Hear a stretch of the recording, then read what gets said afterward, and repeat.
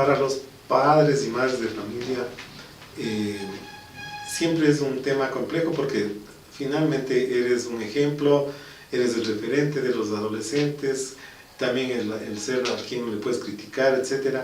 Pero tenemos de todas formas un rol de educadores de nuestros hijos, de nuestra familia. Y el tener una herramienta pedagógica como el modelo experiencial se convierte en un plus que puedes transmitirle a los padres de familia. Yo considero que la mejor forma de hacerlo es primero con los padres de familia vivenciar un taller experiencial. Por ejemplo, en alguna ocasión trabajamos con padres de familia el tema del maltrato infantil. Y lo que hicimos es como experiencia concreta que ellos recuerden qué hacían de niños por lo que eran premiados y luego qué hacían de niños por lo cual ellos eran castigados. Ni siquiera hablábamos de castigo físico, pero después lo comentaron.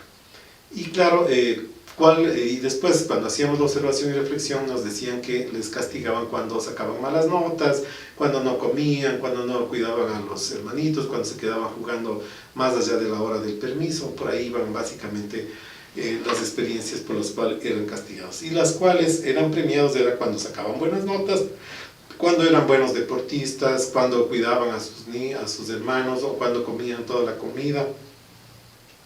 Por ahí. Y luego en la observación y reflexión también preguntábamos de quién era la expectativa. Es decir, cuando el niño, ¿cuál es la expectativa de un niño? Un niño quiere jugar, si puede jugar lo más que pueda, comer cosas ricas como dulces, etc. Y por otro lado, ¿cuál es la expectativa del adulto? El adulto espera que el niño sea bien educado, que coma todo, que cuide a los hermanos, etc.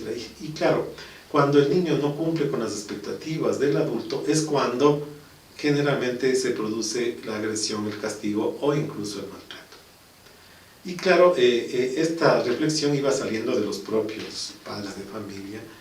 Para la aplicación práctica, que era el cuarto momento, era a ver, ¿cómo negociamos con nuestros hijos? ¿Cómo acordamos las reglas para que no tengamos que terminar gritando o castigando respecto a algunos temas cruciales, como por ejemplo la hora de entrada después del juego o la utilización del celular, la hora de utilización, en fin, cualquier otra actividad ya en la vida cotidiana? ¿Cómo hacerlo de una manera adecuada? ¿Cómo comunicarnos? ¿Cómo entendernos? ¿Cómo ponernos en el lugar de ellos?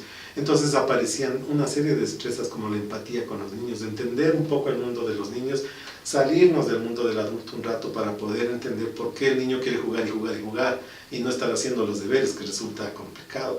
¿Cómo transformar el deber, por ejemplo, en un juego? ¿Cómo hacerlo así?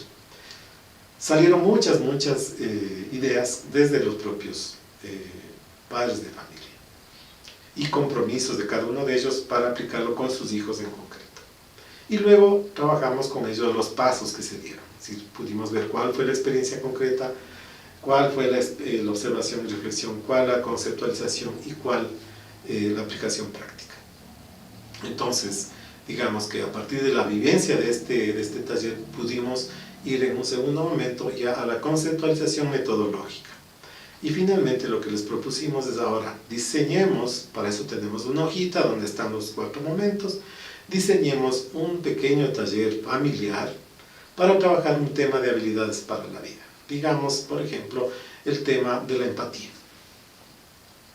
Y cada uno, o por pequeños grupos, en ese caso eran pequeños grupos, los papás trabajaron en un diseño en realidad no era una clase, sino de una reunión familiar con la mamá, con los hijos, para trabajar el tema de la empatía y que termine en mejorar la comunicación entre ellos, sobre todo cuando hay diferentes edades entre los hijos y los padres. Entonces, y finalmente en la aplicación práctica, fíjense que todo esto es experiencial.